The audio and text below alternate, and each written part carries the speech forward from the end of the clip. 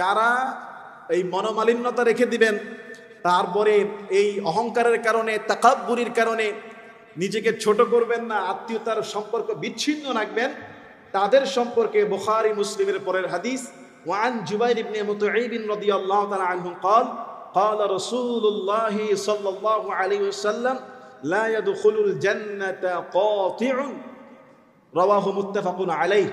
রাসূল সাল্লাল্লাহু আলাইহি ওয়াসাল্লাম বলছে, যে ব্যক্তি আত্মীয়তার সম্পর্ক ছিন্ন করবে, আত্মীয়তার সম্পর্ক বিচ্ছিন্ন করবে, আল্লাহর রাসূল বলছেন সেই লোক জান্নাতে প্রবেশ করবে না।